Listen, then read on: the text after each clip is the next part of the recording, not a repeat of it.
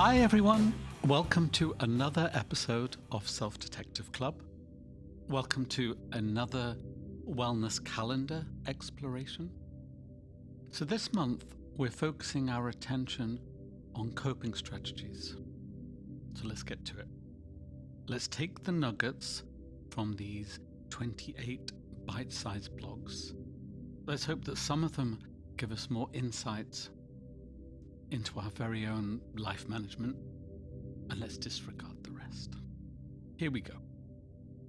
February the 1st, coping versus not coping.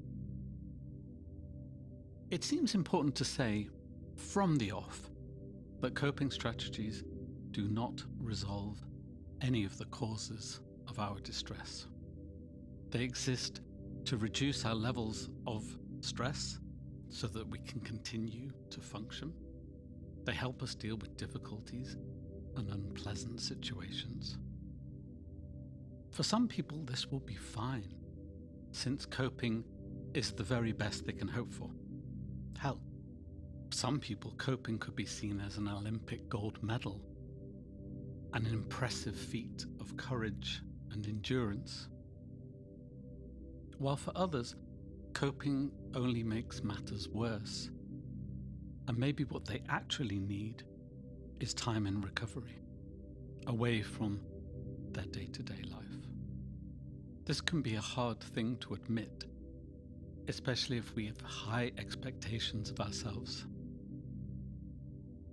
There are also people who use coping strategies as a springboard to wellness, to get themselves into a routine where they can then feel able to move forward and improve the quality of their lives.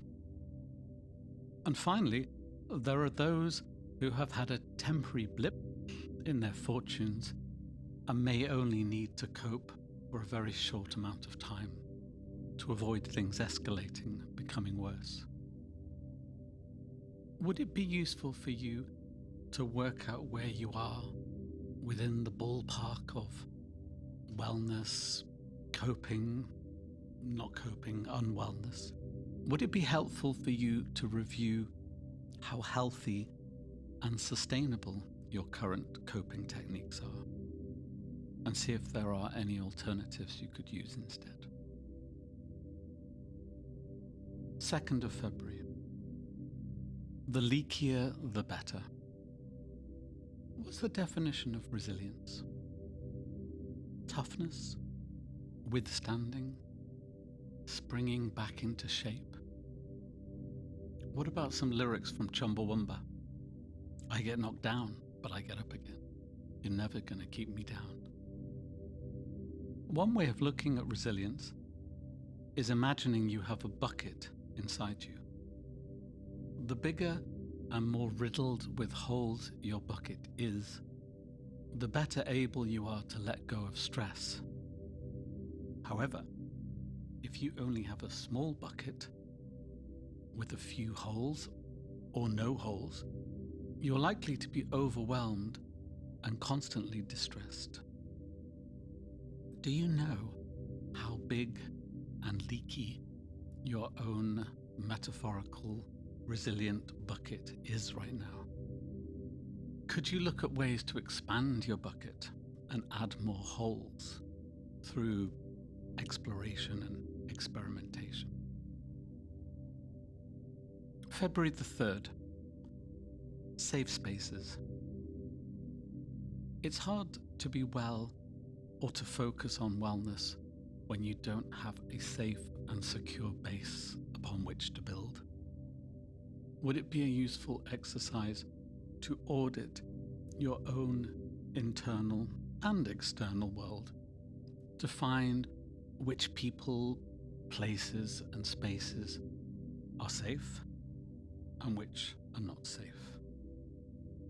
We have explored the theme of nurturing environments and hostile spaces in more detail in some of our earlier episodes.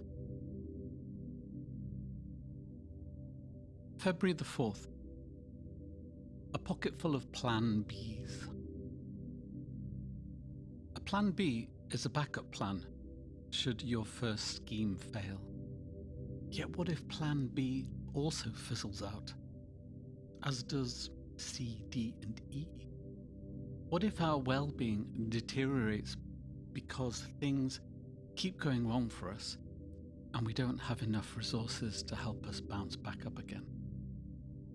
Many people can think that the world is against them when their life doesn't go the way they want. They can start to spiral into a downward depressive state where disappointments occur with increased frequency. To stop this from happening, can we have a contingency plan that gives us multiple options and dimensions? More than enough for us to know that there's always something to rely on at any given moment in time. And can we be conscious of this list all the time so that we remember our options when we need them the most? Here's some examples of the length and breadth of where this list could take us. Treats, comforts, people, pets, locations, clothes, games, objects, cultural delights, foods, routines, rituals, sayings, music, sounds, silence, dance, movement, motion, mental, emotional, and physical exercises. The possibilities are endless. February the 5th, learning to self-regulate. Here's a few definitions and terms to get us into the swing of this topic. Regulate, to control, maintain, balance, manage. Dysregulated, an inability to control our emotions or our responses to these emotions. Self-regulate, being in control of ourselves without anyone else needing to intervene. Co-regulated, where the presence of a calm, regulated person can act as a model to help others who are less regulated. Somatic, relating to the body. Somatic therapy, helping to connect the body and the mind in order to overcome distress and trauma. The nervous system, the part of us that sends internal messages across the body and helps to determine what course of action we take in response to a stimulus. If you sometimes feel out of control, you might benefit from learning to calm your nervous system down by undertaking some basic somatic exercises. One such intervention is simply to place the palm of your hand on one side of your face for a few seconds. Or you might want to place both palms on each side for double the effect. Another exercise is to give yourself a hug, working out tentatively how you might do this and with how much pressure you want to apply. Conversely, if your body is sluggish, you might want to find a way to wake it up. For example, forming the star shape by stretching our legs out if we can, and by putting our arms into the air. Then hold, and relax. And that's it. And there's a whole world of literature and activities that can help us to improve our self-regulation if you want to know more. You might want to try looking up emotional freedom technique or body tapping, guided imagery, havening, EMDR, aromatherapy. focusing, somatic experiencing, among others. February the 6th. Sleep. Knowing how important sleep is to our wellness, can you ensure that you get as much slumber as you need, rather than leaving it to chance? Or alternatively, if you're struggling to get a decent amount of sleep, can you prioritize sleep above almost anything else and treat the pursuit of a good, regular kip as a job in its own right? This might require new tools, learning new skills, practicing trial and error. Here are some adjustments that other people have made to help them get more precious snooze time. Developing a pleasant and unhurried pre-sleep routine. Go through each of the senses and see if they can be cajoled into relaxing by giving them something that they might need. A certain smell, a touch, taste, sight, sound, balance, motion, temperature. Working out what's blocking you from making that transition between being awake and being asleep. Working out what part of your brain needs switching off or distracting. Unless you actively explore sleep, you may never know how many improvements you can make. So here's a question you might want to ask yourself. How well do I know my body's needs around sleep? February the 7th. My recovery bag. When you go out into the world, do you take a bag with you? If you do, what's in it? Does it contain items that you think might be useful to you if and when you need them? The notion of carrying a recovery bag around with you is to help keep you safe and to help you de-stress when a situation arises, with or without warning. Now, what you put in this bag is entirely up to you and depends on where you're going and what you expect to encounter. Here's a basic list of some of the things that other people have shared with us. A bottle of water, phone, mints, earplugs, headphones, a worry doll, a book, tissues, chocolate, some audio, music, stories, podcasts, etc. Spare clothes, a drawing pad, pens, pencils, lip balm, hand lotion. February the 8th. Checking in with yourself. How often do you check in with yourself to see if you're relaxed or tensed up? How often do you check your breathing to see if that's nice and regulated, or say, perhaps a little bit shallow? At what point do you usually spot what you're coming down with and then act accordingly? Pretty early on? Or does someone have to point it out? Ooh, sounds like you've got a cold. Checking in with yourself can only take mere seconds, yet you'll be rewarded with the ability to react and respond swiftly, rather than merely leaving things until they're obvious and maybe a bit too late.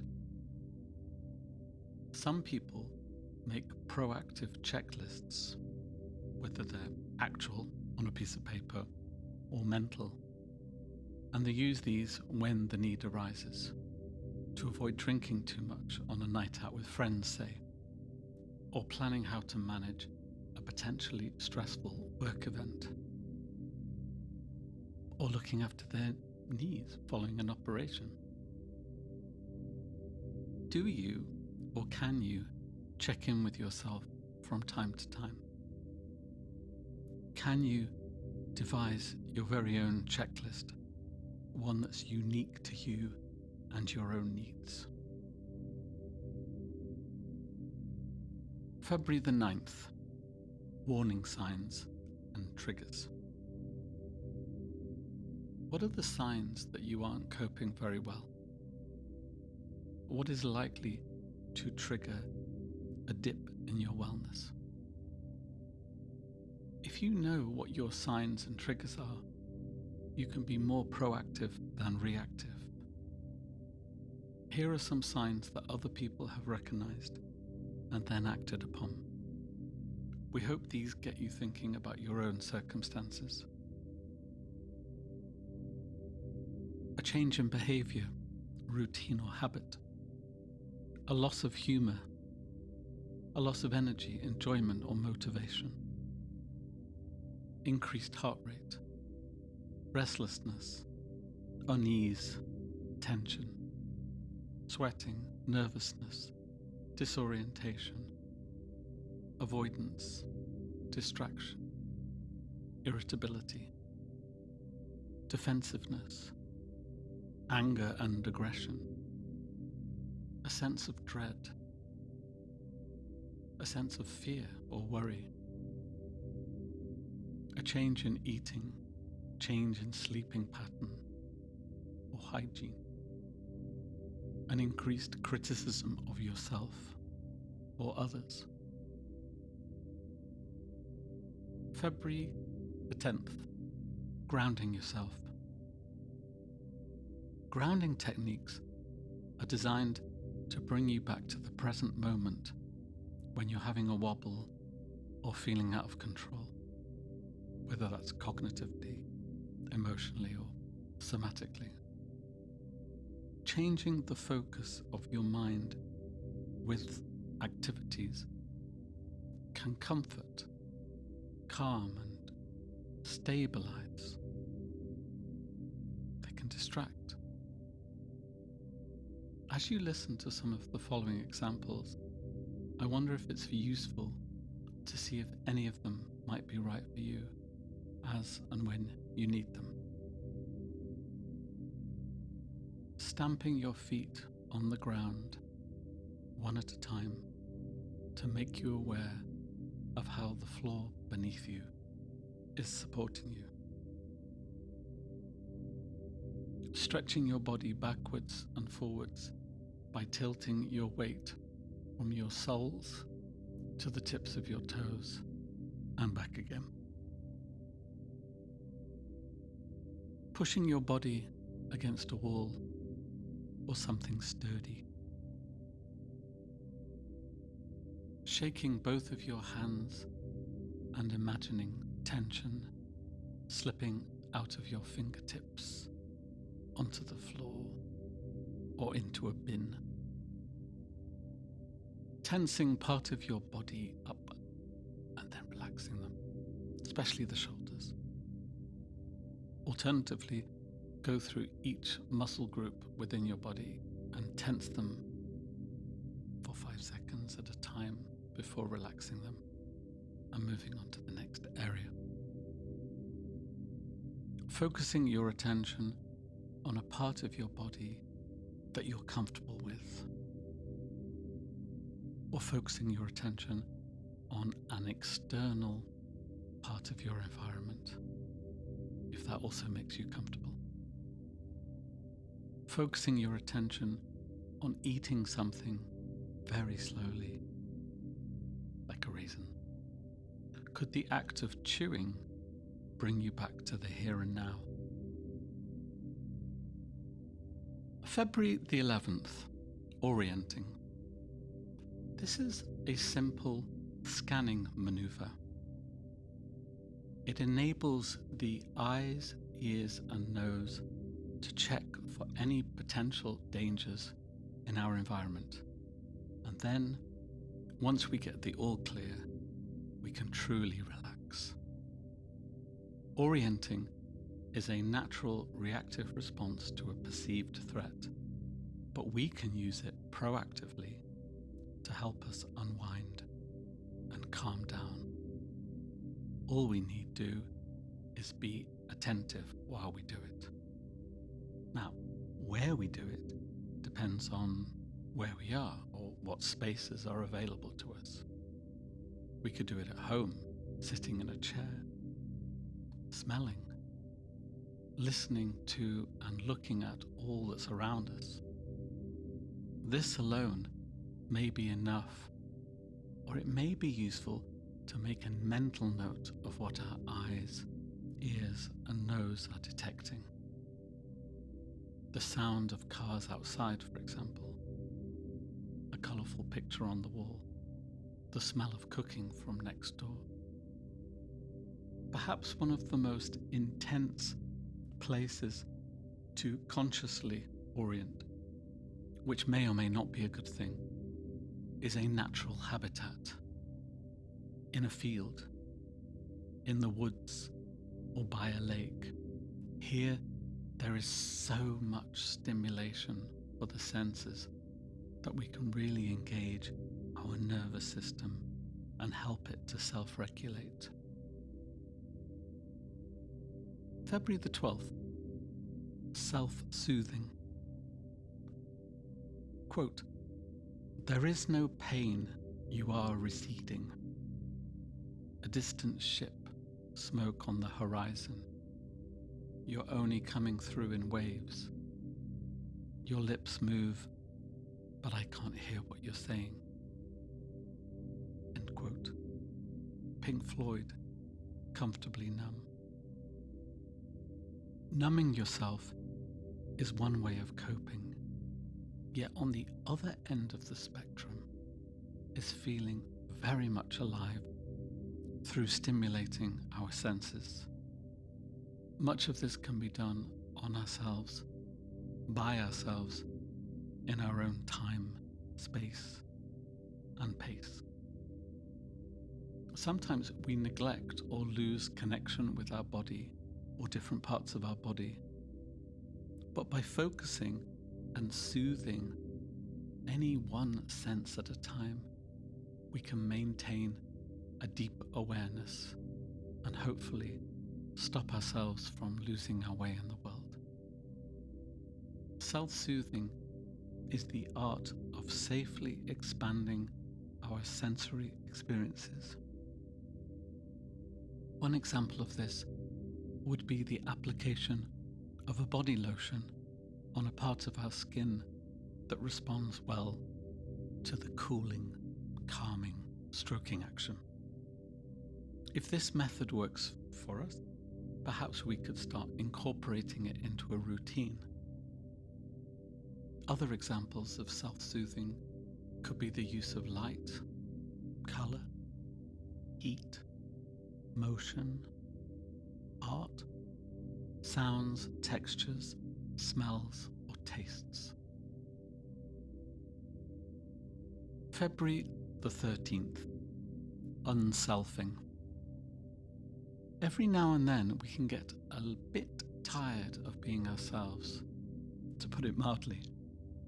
Every now and then we can get a bit frustrated at being in control all of the time and can long for some time out to turn our attention away from ourselves and towards the outside world. To look at the world through a lens that's not concerned with our own thought and our own judgments and our own needs and desires. To treat the world as our foreground whilst we're in the background. To surrender ourselves to the beauty of the world. This is what unselfing is all about. Now, unfortunately, many people use alcohol or drug as a quick route to escaping themselves. but there are plenty of alternatives, such as becoming immersed in nature, in music, in meditation, mantras, etc. So the question I'm asking you now is, how might you wish to unself yourself? February the 14th, me time treats. Are you someone who gives yourselves treats freely, or do you have to fight yourself to earn the right? Either way, in those moments when treats are a necessity, they need to happen fast to avoid an internal meltdown. As to what treats you might need, well, only you can say. But here are some healthy treats that some people have shared with us. Dancing, painting, drawing, creating, soaking in a bath, swimming, gymming, reading a book, reading a newspaper or a magazine, meeting a friend, taking a walk,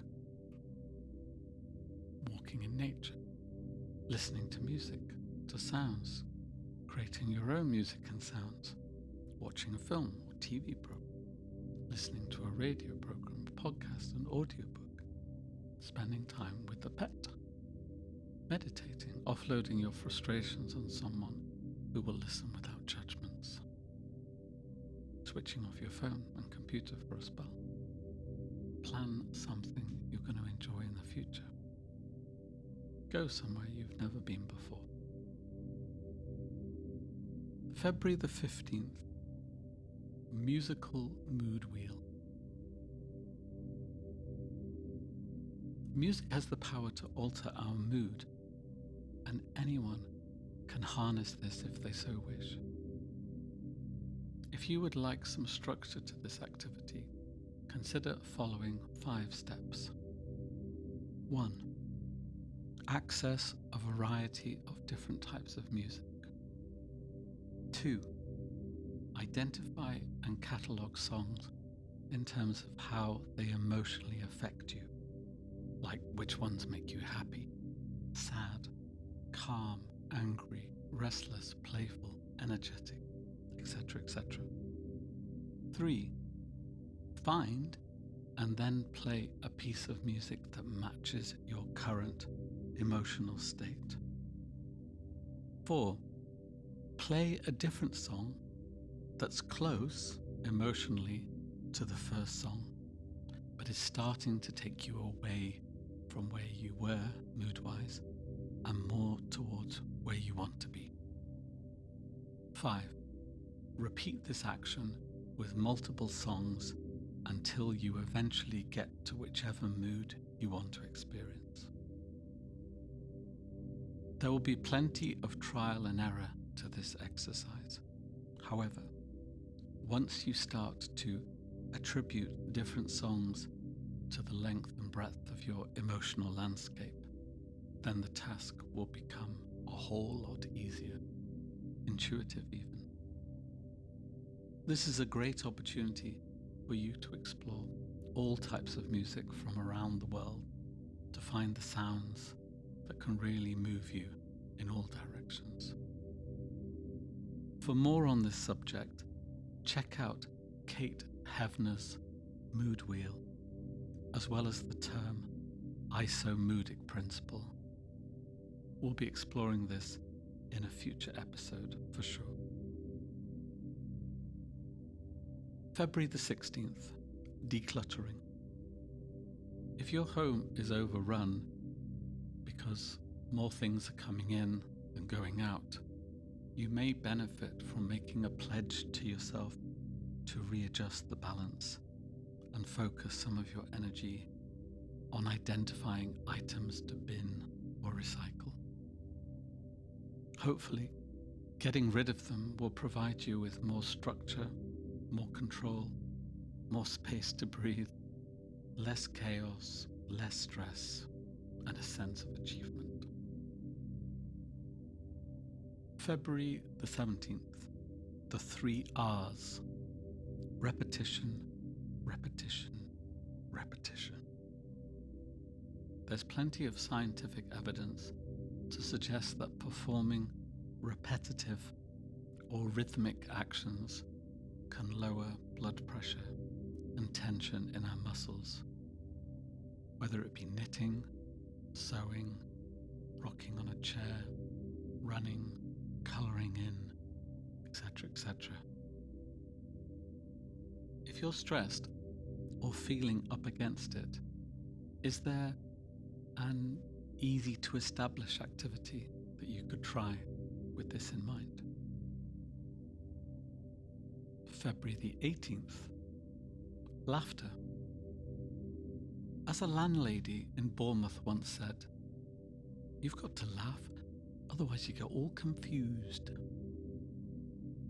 What is it about laughter that has the power to alter our mood and make our brain and bodies feel lighter? If the act of laughing is good for you, and a lot of people think it is, could you make a conscious effort to do it more often? Could you actively find things that make you convulse with laughter? It could involve setting time aside to see a funny film, to watch a comedian, or to listen to comedy on the radio.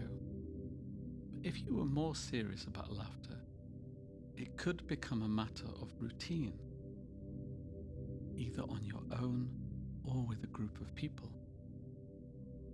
One thing that may stop us from letting go of ourselves and giving in to laughter is self-consciousness or feeling silly for doing so. Nonetheless, if we don't give it a try, how will we ever know its benefits? February the 19th. Breathing. We often tense up in stressful situations, reducing the intake of air rather than trying to breathe deeply. Breathing techniques can give us clarity, can help to relax us and release stuck emotions. Here's a really simple exercise to consider. Press a finger down on each nostril by turn so that your breath is being channeled up and down one side of your nose at a time. Focus your awareness on the inhalation and exhalation. February the 20th. Balancing structure and spontaneity. Structure. Order, arrangement, plan, form, framework. Spontaneity. On sudden impulse, unprompted, unplanned, going with the flow.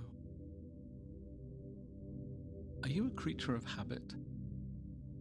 Do you find comfort in regularity and routine? Or do you go wherever the mood takes you? Is it fair to say that having one without the other can lead us to some pretty dark places, such as chaos or dullness, burnout, addictions, risky behavior, control freakery, irresponsibility, oppression, dysfunction? I mean, taking a step back for a moment with a lens as wide open as possible, how might you respond to the following questions? Are you okay with how your life's panning out? Do you have the flexibility to switch parts of your persona off and on, or are you stuck in one gear, one dimension? Is there a side of you that you repress or haven't explored? If you need permission to discover more parts of you within the continuum of structure and spontaneity, you got it. February the 21st, Stoicism. The school of philosophy that started in ancient Greece has many aspects to it. The ones that we're most interested in are the nuggets of wisdom that can help us move on in life instead of getting bogged down by negativity and despair. Here are some pointers showing how Stoicism can help us cope better in life. A Stoic person is calm even under pressure, knows when to fight battles and when to walk away, deals with the world as it is rather than how it could be, needs very little to lead a contented life, lives every day as though it's their last, because it could be, embraces failure as a learning experience, delights in the smaller details of life, the fact that there's a roof over their head, some food in their belly, that they have clean, dry clothes. A Stoic person recognizes that there's no point in getting frustrated with themselves or with the outside world, nor is there anything to gain from grumbling or complaining. They know that we're all doing the best that we can, and if our best isn't really good enough, then so be it. Let it go. Here at Self-Detective, we have shortened this notion to don't get mizzy, get busy. February the 22nd, being okay with helplessness.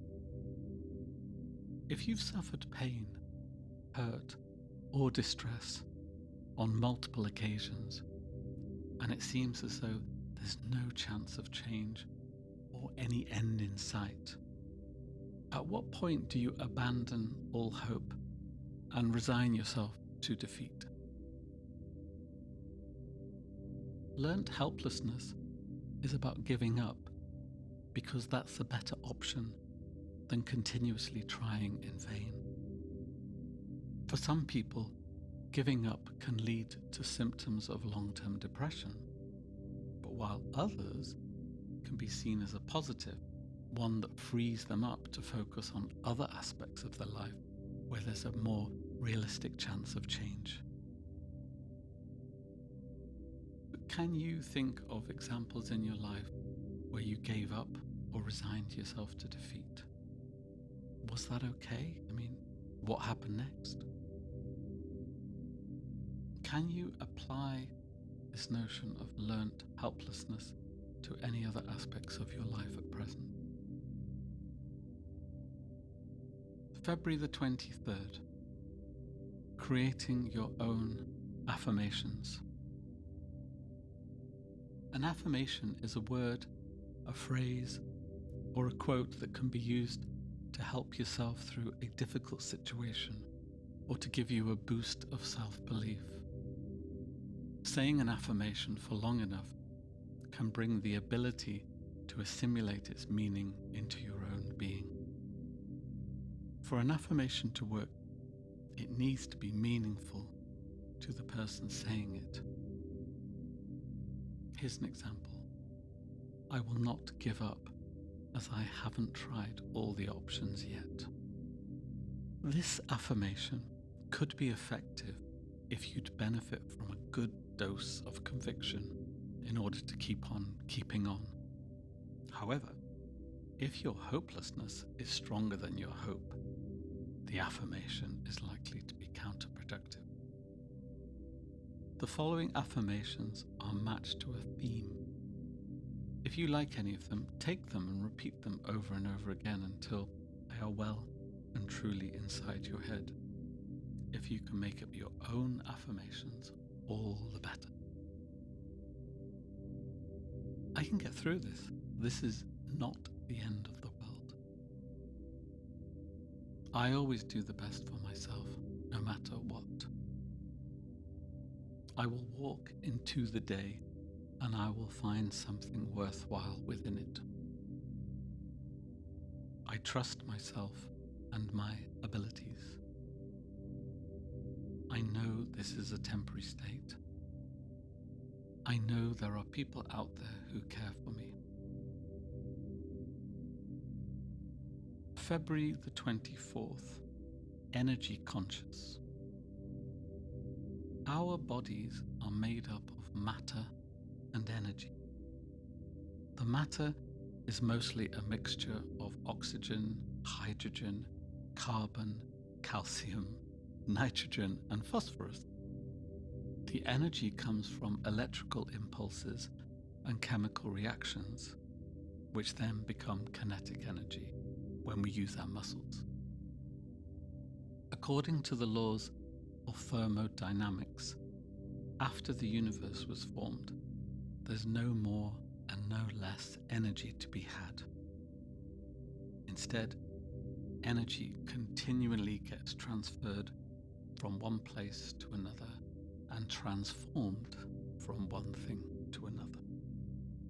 Now, as individual human beings, we have a choice in how much energy we consume through the type and amount of food and how much we expel through thinking, feeling, and actions.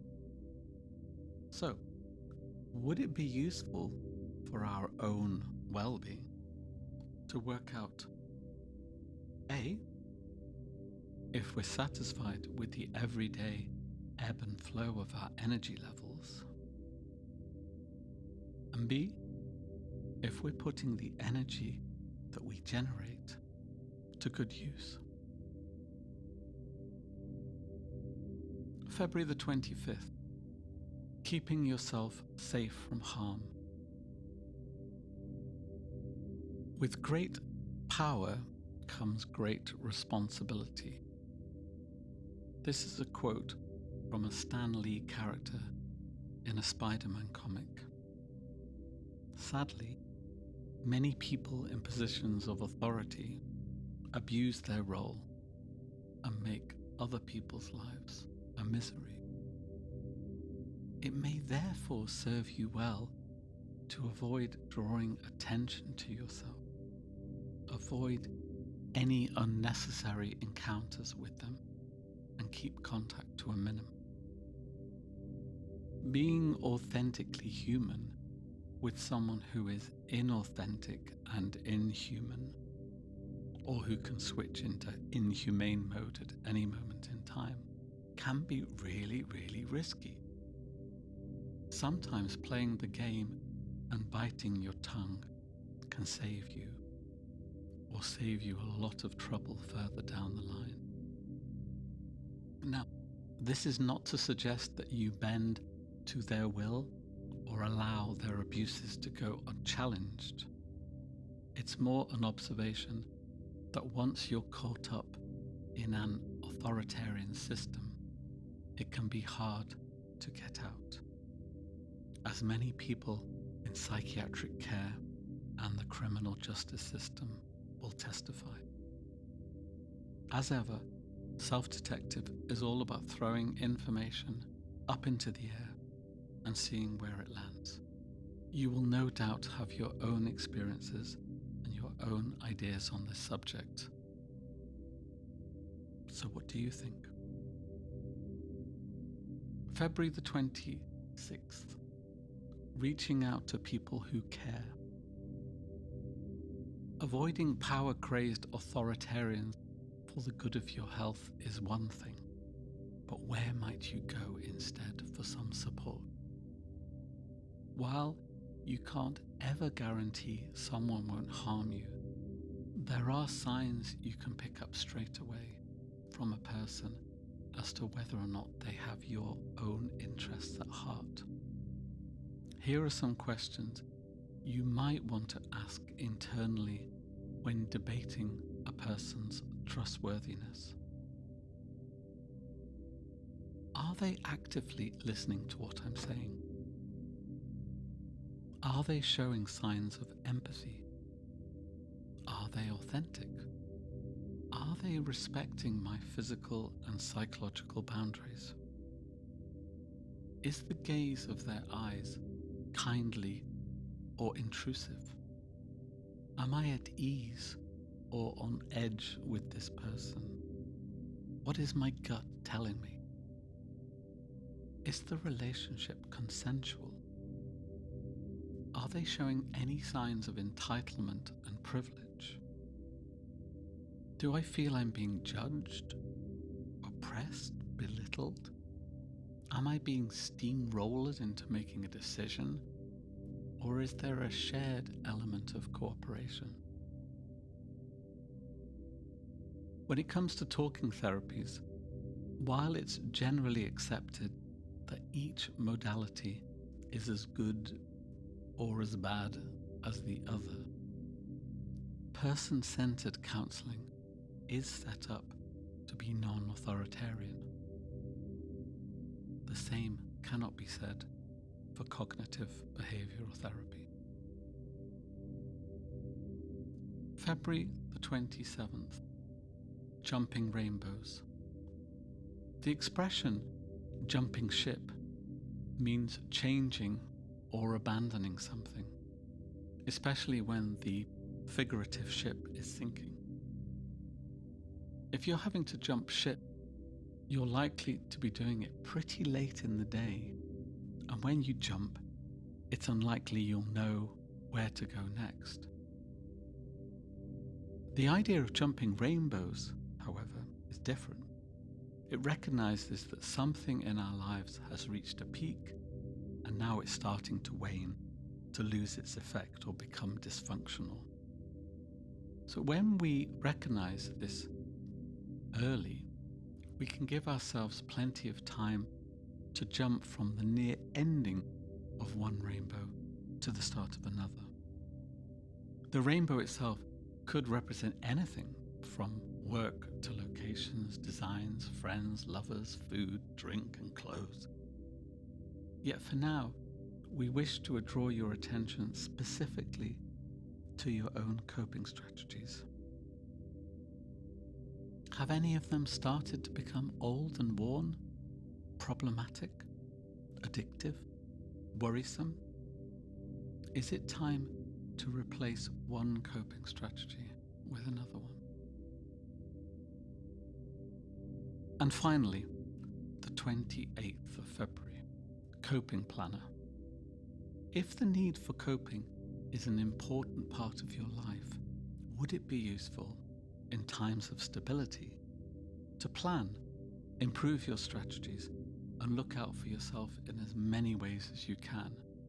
This might involve implementing new coping strategies, finding new routines, focusing on your emotional and problem-solving needs, or looking at ways of managing relapses, etc., etc.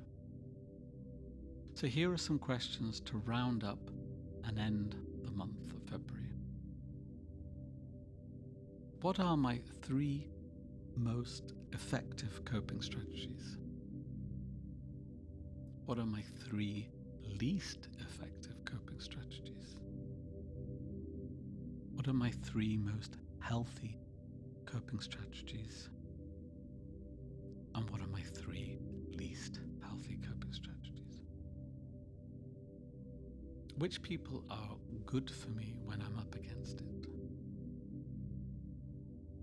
And what or who do I need to avoid when I'm up against it? What situations, events, or environments stress me out the most? What adjustments could I make to my life to help me cope better? And pause and breathe. We hope you're continuing to get something out of these calendar entries. And come March, by the way, we'll be exploring the self, our self, in more detail to see if we can find more gems of wellness hidden here and there. For the time being, we wish you well, and if you are considering corresponding with us, let it be known that we are always up for a conversation, for making new connections, and for engaging in collaborations. You can reach us with the email address podcast@selfdetective.net. And now, let us part ways with a snippet of the Samphires.